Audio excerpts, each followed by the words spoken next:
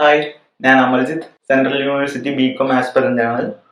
ഞാൻ എഴുതിയിട്ടുണ്ടായിരുന്നത് English, mathematics, accounting, business studies, general test എന്നീ പേപ്പേഴ്സ് ആയിരുന്നു. എന്റെ എക്സാം ഫേസ് 3 ആയിരുന്നു. പേപ്പേഴ്സിന്റെ ഡിഫിക്കൽട്ടി വൈസ് നോക്കുവാണെങ്കിൽ അക്കൗണ്ടിങ്ങും ബിസിനസ്സും ഈസി ആയിരുന്നു.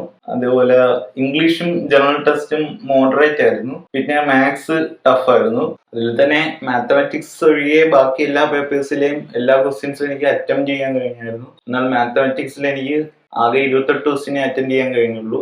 ഡൗട്ട് ഉണ്ടായിരുന്ന ക്വസ്റ്റ്യൻസ് മാർക്ക് ചെയ്ത് വെച്ചിരുന്നു, ലാസ്റ്റ് തിരിച്ചു വന്ന് നോക്കാമെന്ന് കരുതി. ബട്ട് എനിക്ക് അവസാനം തിരിച്ചു വരാനായിട്ട് സമയം കിട്ടിയിട്ടുണ്ടായിരുന്നില്ല. പിന്നെ ഓവറോൾ CUET എക്സ്പീരിയൻസിനെ പറ്റി പറയുകയാണെങ്കിൽ വേറെ ബുദ്ധിമുട്ടൊന്നും തന്നെ ഇല്ലായിരുന്നു.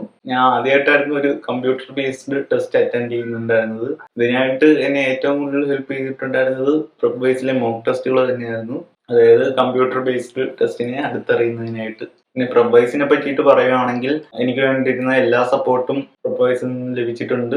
പല സബ്ജക്റ്റിന്റെയും ലൈവ് സെഷൻസ് വെച്ചിട്ടുണ്ടായിരുന്നത് വളരെയധികം ഹെൽപ്ഫുൾ ആയിരുന്നു.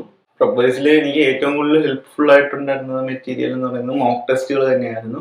അക്കൗണ്ടിങ് അതുപോലെ തന്നെ ബിസിനസ് സ്റ്റഡീസിലേക്ക് മോക്ക് ടെസ്റ്റുകളിൽ ഉണ്ടായിരുന്നത് പോലെയുള്ള ക്വസ്റ്റ്യൻസ് തന്നെ, സിമിലർ ക്വസ്റ്റ്യൻസ് തന്നെ എക്സാമിന് ചോദിച്ചിരുന്നു. പിന്നീട് മെന്റർഷിപ്പിനെ പറ്റിയിട്ട് പറയുകയാണെങ്കിൽ സാധാരണ വീട്ടിൽ ഇരുന്ന് പഠിക്കുന്ന അല്ലെങ്കിൽ ഓൺലൈൻ കോച്ചിങ് എന്നൊക്കെ പറയുമ്പോൾ അതിൻ്റെ ഒരു പ്രധാന ഡിമെറിറ്റ് ആയിട്ട് പറയാവുന്നത് പ്രോപ്പർ ആയിട്ടുള്ള ഗൈഡൻസ് കാണില്ല, ഡിസിപ്ലിൻ കാണില്ല. എന്നാൽ ഈ വിധ പ്രശ്നങ്ങളൊന്നും പ്രെപ്വൈസിന്റെ പ്രോഗ്രാം ചെയ്തപ്പോൾ ഉണ്ടായിരുന്നില്ല.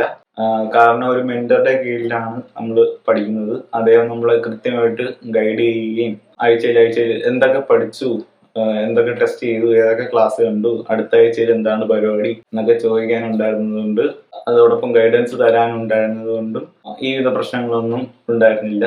സോ ഇത്രയൊക്കെയാണ് പറയാനുള്ളത്. Thank you.